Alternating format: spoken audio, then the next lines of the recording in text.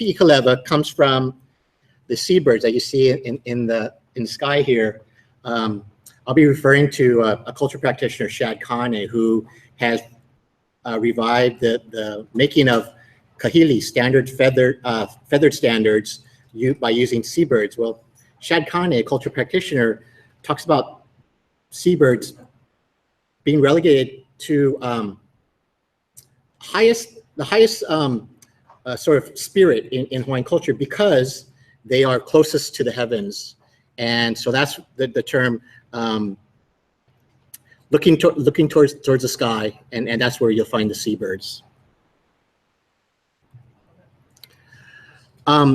This talk is a culmination of efforts between myself, Shad Kane, who is a cultural practitioner, Umi Kai, who is another cultural practitioner, and Keola Lindsay with the Office of Hawaiian Affairs.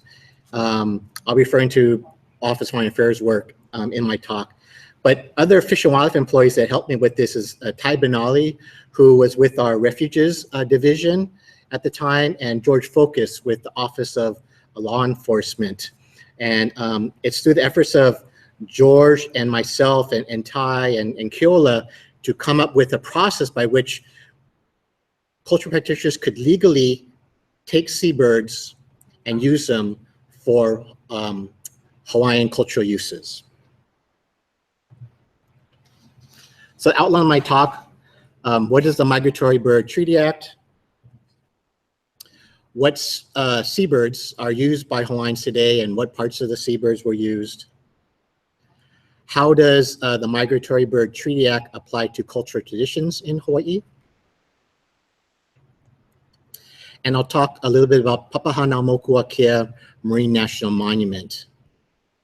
I'll talk about some of the natural resources that are there, sort of the management that's been set up, as well as some of the cultural resources that are there.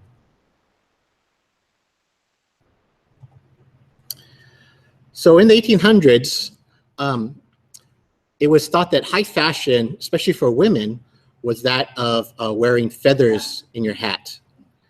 And not just the feather, but sometimes the entire bird, as you can see in some of these photos. This caused a great decline in two particular species, the snowy egret and the great egret.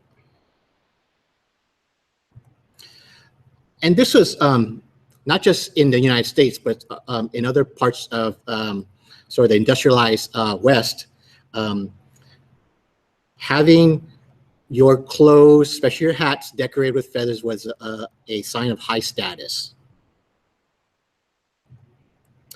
There was a quote that said it was a common thing for a rookery of several hundred birds to be attached, actually attacked by the plume hunters in 2 or 3 days, and it would be utterly destroyed. So this is a quote talking about how devastating these hunters would go into an area, a rookery, and wipe out almost the entire population of birds just for the feathers in the 1800s for fashion. It took two ladies from Boston, Harriet Hemingway and Mina Hall, who boycotted Congress or lobbied Congress to pass an act to protect seabirds. These two ladies saw that these bird populations were drastically declining, and they wanted to do something about it. And because of their status, they knew how to do that. So they went to Congress. It started with what was called the Weeks-McLean Law, and this later evolved into the Migratory Bird Treaty Act. Hemingway notably went on to form the Massachusetts Audubon Society, the first chapter, which evolved into what we know today as the National Audubon Society. And the name Hemingway may sound familiar to you if you went to the University of Hawaii. Harriet is a relative of Charles Reed Hemingway. He was a Honolulu attorney and businessman for whom Hemingway Hall is named. So Laysan Island in the northwestern Hawaiian Islands was mined for guano in the late 1800s. This is collecting bird droppings. And the guano was made into agricultural fertilizer. As the workers were mining the guano, they're also collecting eggs. And rabbits eventually were introduced by those workers, which further devastated the population of birds as well as the vegetation. In 1903, it was estimated there are 10 million Laysan albatross. And about 7 years later, that dropped down to 1 million albatross. So it had a great effect.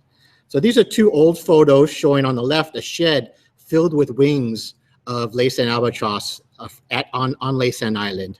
And on the right is a photo from Laysan Island of people collecting eggs. Okay, so bird collection, feathers, eggs was a hobby and also a lucrative business for people at the turn of the century.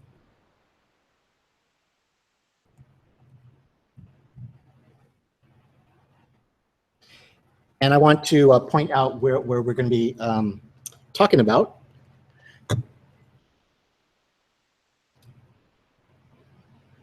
We are, let me turn this on. So Oahu and Laysan Island. I'll be referring to Midway Atoll in my talk, and I'll also be referring to Nihoa Island and Mokumanamani, so island of Kauai. So this used to be called the Northwestern Hawaiian Islands. Today we call this Papahānaumokuākea Marine National Monument.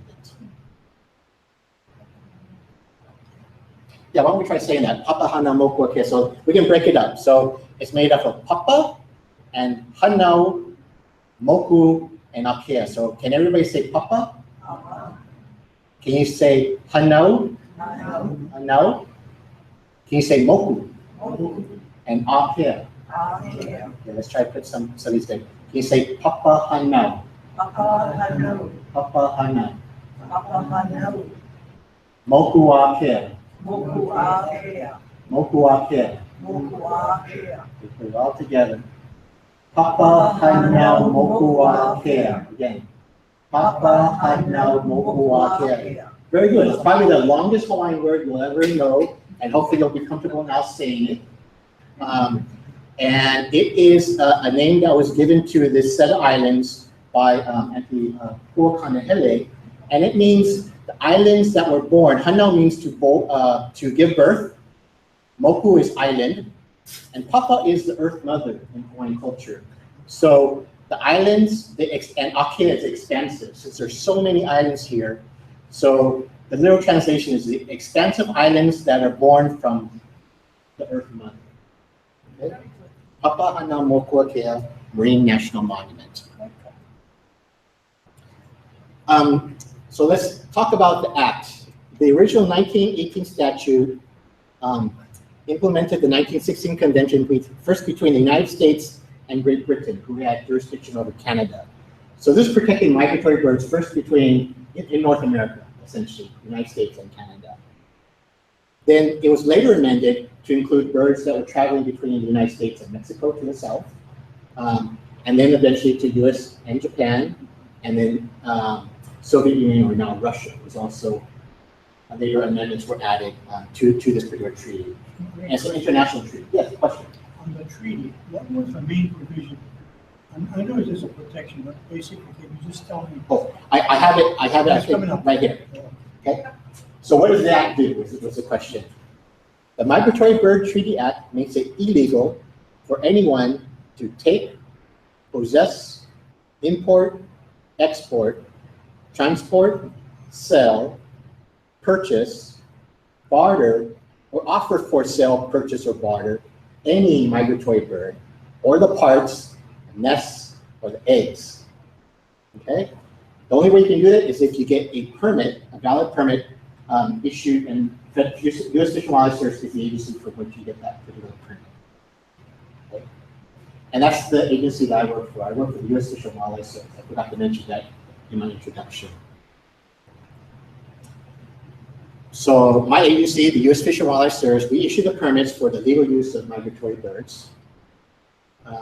And some of these legal uses include falconry, raptor, propagating game birds, scientific collection, rehabilitating birds, taxidermy, sort of it's what we kind of know colloquially as stuffing birds and putting them on display. Cultural and religious use, birds that have died and you want to collect it and bring it in to either rehabilitate or for taxidermy. And then also just putting them out for education. All these activities require a permit. Excuse me, Yes. what is falconry? Falconry is, you can use falcons for various purposes. I'm not a bird person, I'm actually a plant person. But there are people who maintain falcons to, I'm not sure if they, sometimes they use it to protect other species. They may use them to predate sort of birds that are causing decline of other birds. But it is a sort of a hobby also, falconry. So using falcons. Is this something? It's a way to hunt. It's a way to hunt. Okay. And in particular, I was interested in this sort of cultural and religious use because I was approached, when I first started with the Fish and Wildlife Service by Umi Kai, who is a cultural practitioner, and William Isla, who is also a cultural practitioner. They wanted to use seabirds in makahiki ceremony. Makahiki is a cultural ceremony in which you sort of have a procession of people, and the procession is led by a wooden staff with white sheets, and hung up on the staff are sort of dead birds, usually of albatross. And those dead birds represent famine. And makahiki is a time usually in the fall. This is a cultural period. And so these practitioners were still conducting the makahiki ceremony, and they wanted to have the dead birds represent famine on this particular makahiki staff. But they also knew they couldn't do that without a permit from the Fish and Wildlife Service. So they approached me to see how they might be able to obtain a migratory bird to get a permit to conduct that cultural activity. On the right is what the actual permit looks like. These permits enable the public to engage in legitimate wildlife-related activities that otherwise would be prohibited by law. It also ensures that the activities will be carried out in a manner that safeguards wildlife. Okay. There's 3 permits that you can apply for. You can apply for 1 or multiple permits. So the first one is taxidermy. This is for people who are using birds and want to put them on display. There's also permits for if you want to salvage either live or dead birds from the field. You need what's called a salvage permit. And then of course there's an educational permit. And this allows you to display birds for the public. And all these, commercial use is not prohibited. So you cannot collect money to show the birds in public. So Midway Atoll National Wildlife Refuge is one of the largest populations of lace and albatross in the world. 2016, it was estimated almost 500,000 breeding pairs were surveyed on the island. They come around fall, and then they lay their eggs, and the fledglings hatch, and eventually they grow up into adults. Well, there's so many birds on the island, and there's a sort of limited number of resources. Sometimes the eggs don't hatch correctly. Sometimes the fledglings don't grow up to adult. So there are many carcasses found on the island, and many of these are actually collected by Fish and Wildlife personnel for necropsy to find out how the bird may have died. So the Fish and Wildlife actually has freezers full of carcasses of birds.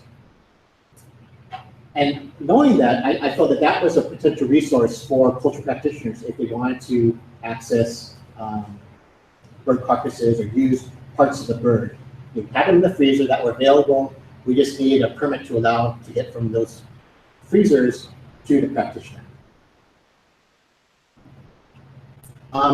Midway Atoll is part of the Papahānaumokuākea Marine National Monument. One of the special islands of the monument is the island of Nihoa. So I wanted to show some of the natural resources of the monument, especially at Nihoa. So we have the Nihoa miller bird, which we now successfully translocated to island of Laysan. So now we have two populations, one at Lihoa and one at Laysan.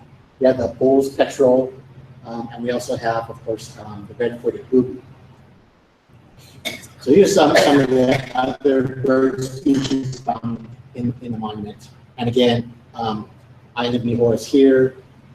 Essentially, all these islands here are literally for the birds. It's all for wildlife resources, whether it be monk seals, turtles, or seabirds. Very little human impacts at all. These were visited by the Hawaiians, so there's evidence at the island of Necker or Mokumanamana. We find these stone images that are about maybe 2 feet in length. What's interesting is that nowhere else in the Pacific, except for Easter Island, do you find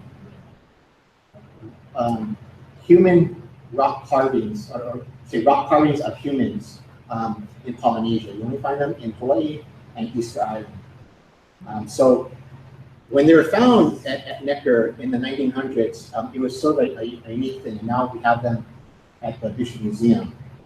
The Kumulipo is a genealogical chant that talks about the creation of life from a coral polyp all the way to humans, to the Hawaiians. There are chants that talk about 22 moku, or features, from Ka'ula is a small island off of Niihau. So beyond Ka'ula, there's this chant that talks about the main Hawaiian Islands, and after Ka'ula, it goes on and describes other sort of islands beyond that. There are 22 of them. So there are many places, and we're trying to determine what those places were that are named in this particular chant, and it was done by a student at Honolulu School in the 1830s. And we're also trying to give Hawaiian names to the Northwestern Hawaiian. So instead of saying Necker Island, we're trying to use the name Mokumanamana, for example. So the islands were visited by the Hawaiians, by the stone ki'i I showed you, as well as on Necker or Mokumanamana, we have upright stones. These upright stones are part of a religious feature that's found on the island. Again, further evidence that early Hawaiians or early Polynesians visited these islands. We have found some artifacts at Lisiansky, and also in more recent history, we've had the Battle of Midway, and Midway has been designated a national historic. So not only are these important to the Hawaiians' cultural resources, but they also are important to form our cultural history today. The islands were also visited by royalty during the kingdom time. From 1822, Queen Kahumanu visited Nihoa, all the way to 1885, when Liliuokalani was probably the last royal person to visit the Northwestern Hawaiian Islands. She visited with about 200 people. Unfortunately, a fire started on the island, and the people had to quickly evacuate off the island. This is in the late 1800s. And then shortly thereafter, King Kalakaua annexed Kiriatou and made that part of the Hawaii. Kiriatou is part of the state of Hawaii. National Monument, Papahānaumokuākea Marine National Monument, was first formed in 2006 by President George W. Bush. At that time, it was about estimated 139,000 square miles. It was designated a World Heritage Site in 2010, and then most recently in 2014, it was greatly extended Barack Obama. It's managed jointly by the U.S. Fish and Wildlife Service, NOAA, the State of Hawaii, and Office of Hawaiian Affairs. So there is a co-management up in Papahānaumokuākea of these two federal agencies, U.S. Fish and Wildlife Service and NOAA, the State of Hawaii, and Office of Hawaiian Affairs. Part of Papahānaumokuākea Marine National Monument is to help guide sort of the management of those islands. is the establishment of a cultural working group, a Native Hawaiian cultural working group. And these are members, they don't have to be Hawaiian, but they all have different backgrounds. Some of them are scholars, some of them are cultural practitioners. I sit on it representing Fish and Wildlife Service. And we meet to discuss issues concerning Hanauma from a Hawaiian cultural point of view. One of the activities we do is review permits for any type of, say, scientific research going on in the monument. We review those permits to make sure they're culturally appropriate. We also provide training, cultural training for anybody accessing the monument. Excuse me. Yes. What is the translation of Papa Hanauma? Oh, so Papa Hanauma, Papa is Earth Mother. Hanau means to give birth, and Mokuake is sort of the expansiveness of the island. So Papa, Earth Mother, who gave birth to expansive islands. That's the translation. So we also facilitate cultural access to the monument. There is a cultural access permit, and so we help review those permits and allow cultural access. So for religious purposes, we've had groups like the Hokulea go up into the monument. We've had Hawaiian groups go up to look at the stars and sort of see if there's alignment of the stars and sort of upright stones that I showed you at Necker Island to see if there's any alignment there. And it's Office of Hawaiian Affairs who coordinates quarterly meetings of this particular working group.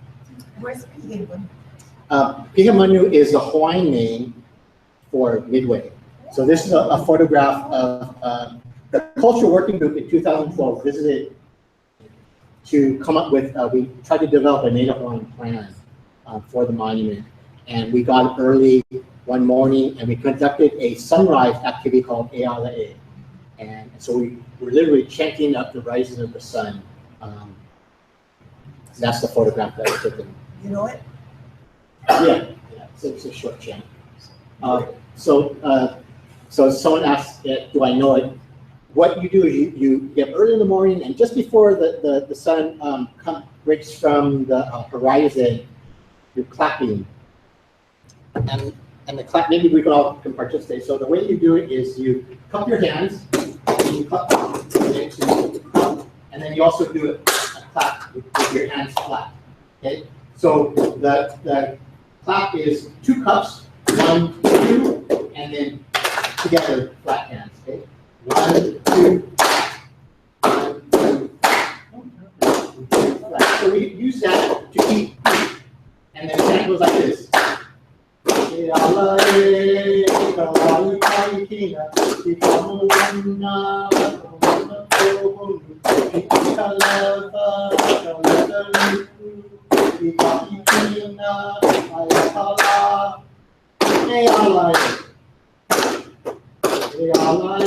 And so forth. We're doing this as the sun is coming above the horizon, and when we're chanting until the full sun is above the horizon.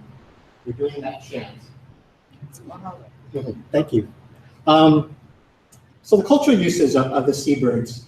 I have the Hawaiian name of the seabird and the English translation, as well as what they're used for. So the most important one is probably the lace-and albatross, or moli. The wing bones were used for tattooing, and I have a photo of what that looks like. And the akua lono, that staff I was talking about during makihiki, from which their dead carcasses hung. The akua lono, those dead carcasses could be moli. The feathers of the Blackfoot albatross were used for kahili. These are feathered standards, either handheld or the large ones. I have photographs of these. The red-tailed tropic bird, Kauai'ula, the wing and tail feathers were used. The white-tailed tropic bird, Kauai'ikea, the tail feathers were also used for kahili. The great frigate bird, the iwa, the feathers were used for kahili. The sooty tern, the wing feathers were used, and also the wing feathers of the brown knotty tern. And so I have a picture of the I think it's the Blackfoot albatross at the top, the red-tailed tropic bird, and the sooty tern. And this comes from a study in the 1993 of Dr. Sheila Conan and some ethnographers who looked at kahili in the Bishop Museum, took them apart, and determined what types of birds were used in the making of those kahili. That's those ever. Yes, the bottom photo is Eva. I think it's probably, okay. So the point was, so how these cultural practitioners, part of the working group, wanted to get the birds from Midway Island, knowing that they're just being contained in these freezers. Fish and Wildlife had enough, they could release them, but they could only do it with a permit. So I worked with the Office of Law Enforcement and our Office of Migratory Birds to get essentially 3 different types of permits for the cultural working group. So the cultural working group holds the permit. They needed a salvage permit. That allows the working group members go up to Midway. They can actually collect birds themselves. So this allows them to collect the birds. A taxidermy permit, any type of manipulation of the bird. So taking the feathers and putting them and making kahili for taxidermy. So the practitioners like Shad Khan who are making kahili need to have a taxidermy permit. The part is the display, say, of your finished product, the kahili, or your tattoo implements. If you display them for the public, you need to have an education permit. So I was able to obtain these 3 permits along with help from the Cultural Working Group, Office of Hawaiian Affairs, and Office of Law Enforcement. So now the Cultural Working Group holds these 3 permits. So now birds can be collected from the Northwestern Islands and be given to cultural practitioners. But those cultural practitioners have to be sort of vetted by the Cultural Working Group. Practitioner, say from Oahu, wants birds from the Northwestern Islands, you can go to the Cultural Working Group. Cultural Working Group reviews, what they want to use the birds for. Do they have expertise in this area? And if so, then they would they would receive some birds from Midway to that particular cultural practitioner. And we've actually done this a number of times. One time this was done was most recently. This is a photo of Shad Kane here on the right. He collected the white feathers of the Laysan albatross to recreate these kahili. These are the tall feather standards for Iolani Palace's throne room. So he recreated the kahili made from Laysan albatross feathers. Practitioner, he has a taxidermy permit, and he utilized the salvage permit and the educational permit of the Cultural Working Group in order to do this particular activity. He's also, he first started doing kahili for the Premium Summer Palace. So he utilized 22,000 white feathers from albatross, all from Midway Island. This is the akualono, or the makahiki sort of staff. So it's a wooden staff, and these are white sheets, and these are the carcasses of dead mo'i. That's used to represent family. Oh, question? Yeah. When they use these, they have leftover parts. Yes. Is there any thing that? They try to use all the parts. So when Shad was, first of all, so a little bit of story here. The birds are in a freezer. They're transported from Honolulu, frozen. They were quickly taken by Shad and his group of members. There's probably about 25 to 30 members who were waiting for him at Kalaioa, Bobby's Point, to work on the birds. But they had to be sort of defrosted a little bit. He found actually, though, that it was a little bit easier to start plucking the feathers when the birds were a little bit frozen. Because once it becomes defrosted, too defrosted, it would get on the feathers. Too much blood would get on the feathers and would have to be cleaned off. So once enough feathers were collected, clean white feathers, the carcass were left. But first of all, this all started once the birds were taken to Bobby's Point. Protocol was given. So there was a chant given, all the people were blessed, and then so the plucking of feathers began. And there was a person who was chanting throughout the whole time the birds were being, feathers were being plucked off the birds.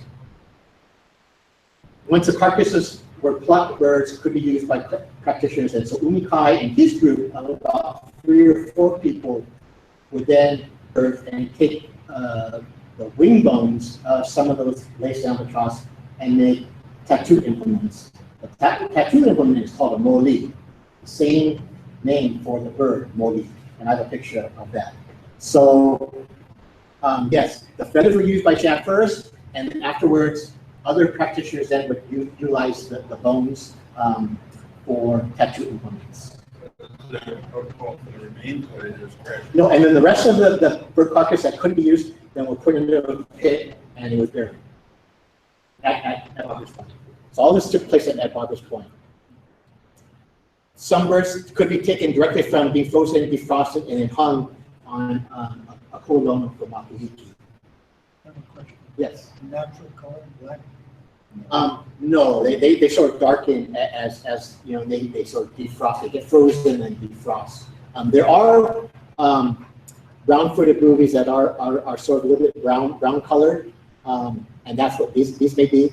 But sometimes the parrot also turn a dark color. So when the cultural working group in 2012 went to Midway, they were allowed to salvage some dead carcasses they found on the ground, and they actually went in, collected some wing bones, and while on island, made tattoo implements. So this is the handheld moli being used on Midway Island. And so this is a cultural practitioner, one of Umikai's students, doing this tattooing. And up close, the tattooing implement. This is the wing bone of the lace and albatross, or moli, attached to a wooden staff, and it's dipped in ink. It's slightly cut, and these are incised, and so there's sharp points here, and that's what goes into the flesh, and it's put into a dye first, and then slightly tacked, and then small parts of dye are put into the epidermal skin.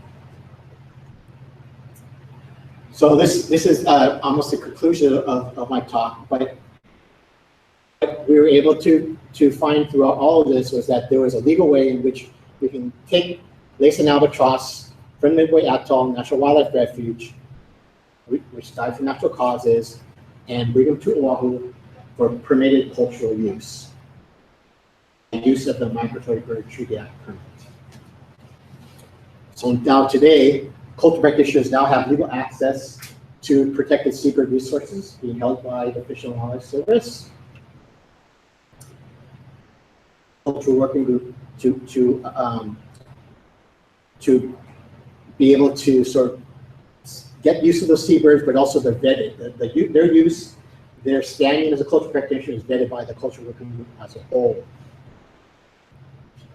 And the Office of Hawaiian Affairs assists in the transfer. So there is someone from OHA that waits at the airport once the birds come from the plane. OHA staff takes them and then gives them to the cultural practitioner. So they help facilitate the transfer of the birds. Also, annual, of course, with any permit, we have annual reports submitted. So Office of Hawaiian Affairs also provides reports to us, how many birds were collected, what were they used for, if any of the so carcasses or tattooing implements were destroyed, those have to be noted also in the permit. So mahalo. And any questions? I have a question. Yes. Can I? The picture of the eggs, what are you around the process? What Yeah. are the eggs used for? You do me. I don't know specifically what they're used for. I think for the workers on island could be food. Collection of eggs, large eggs like that, were also a particular hobby. There are hobbyists who collect seabird, various types of bird eggs, and so they could be a small little hole could be put into the egg, hollowed out, and then the yolk being drained. That's the one. That's probably too much. Yeah. So other than that, I don't know what they could have been used for. Yeah. One of the things they did, there was a group that typically would along the lake sand, and they would break the eggs. So then the birds would come back and lay new ones, and they had all fresh eggs, and they would gather the fresh eggs to ship out of there and sell. They did that wholesale. Ah, yeah. Thanks. Yes. These are migratory birds. Do you have requests from cultures around the world to get some of these feathers and bones? We haven't yet. We haven't received any requests from anybody outside of Hawaii. Right now, it's pretty much the cultural working group members, as well as some of the people who know that now the cultural working group has the permit. And I've given this talk a couple of times, so more people know about it. The working group members also know about it. And so, but we haven't received any requests outside of Hawaii yet. And if there was, this would be the forum to do so.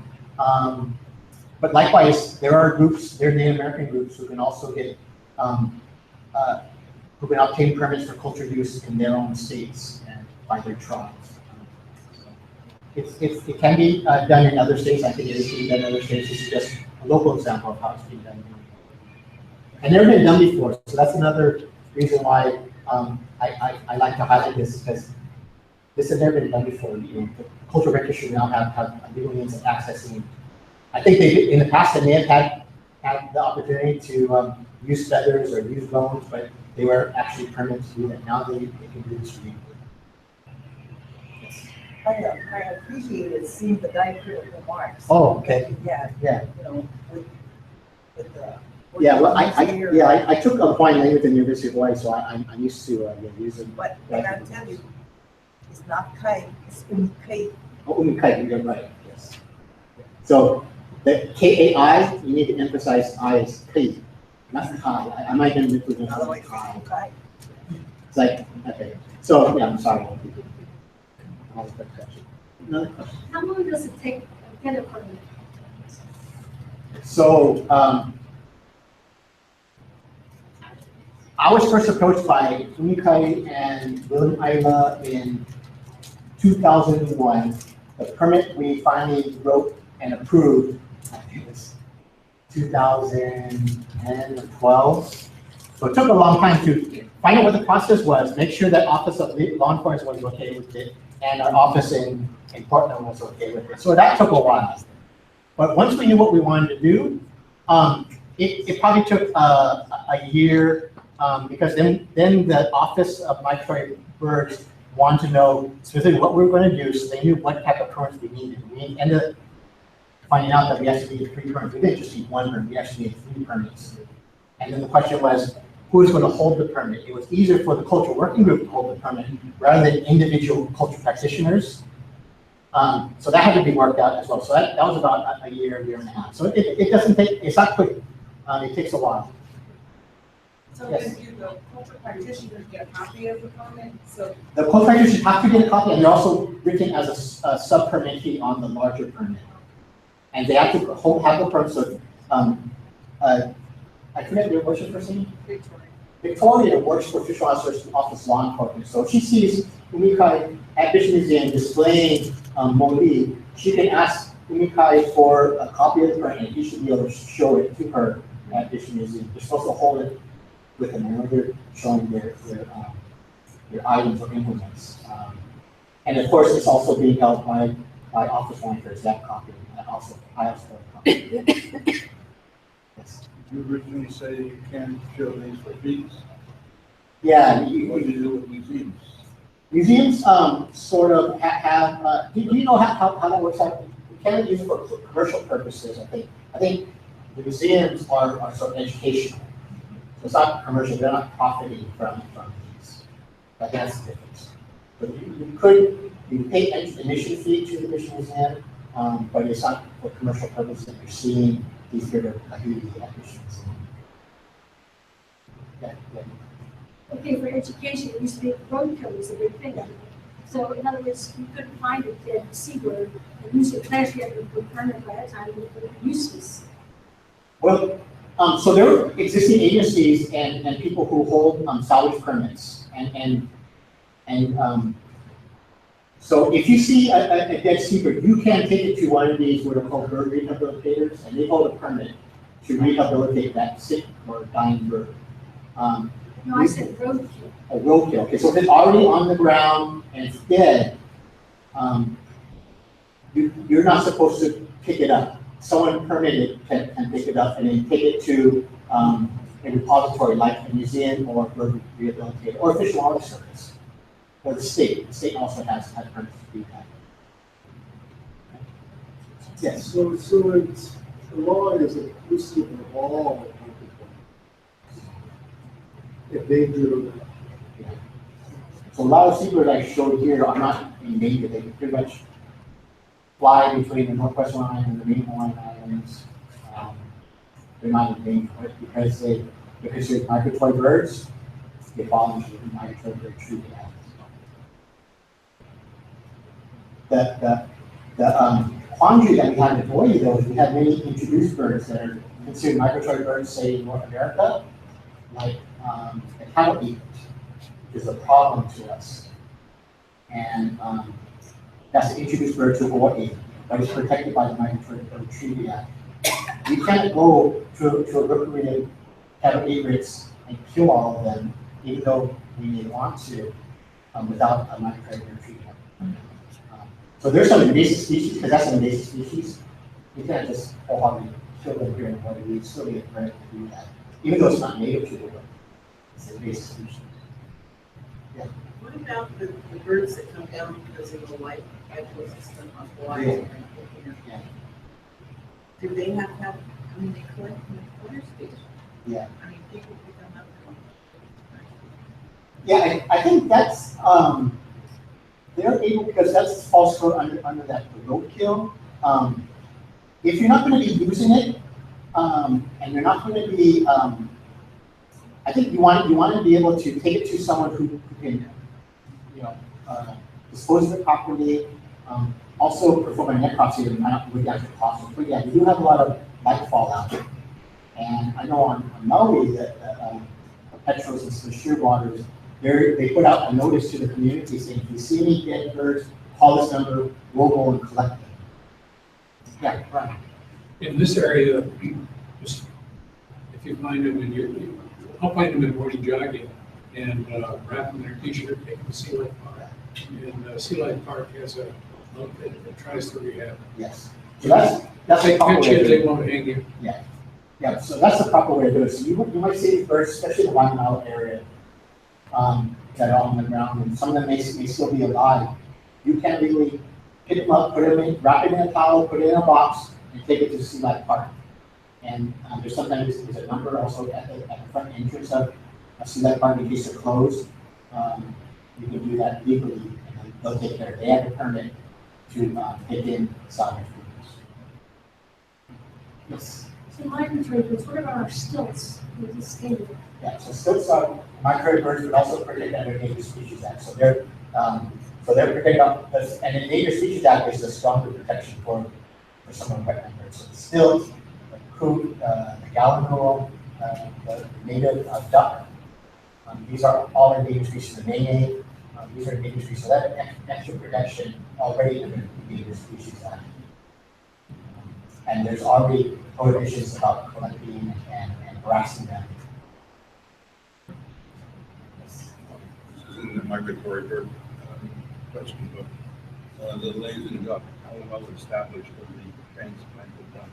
So Laysan duck, we have a population on Laysan Island, which I showed. We've also translated some to Midway Island. So that has been pretty successful. So there's another population. We have a second population.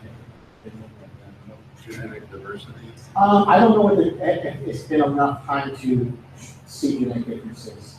It's only been within the last 10 years that translocation has occurred.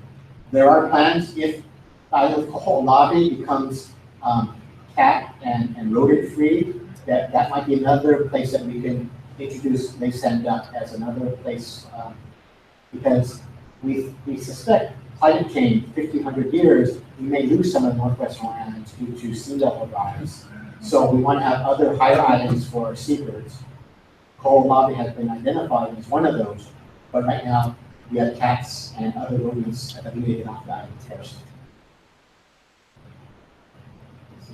So what about chickens? Chickens, I don't think are protected out of migratory bird treaty.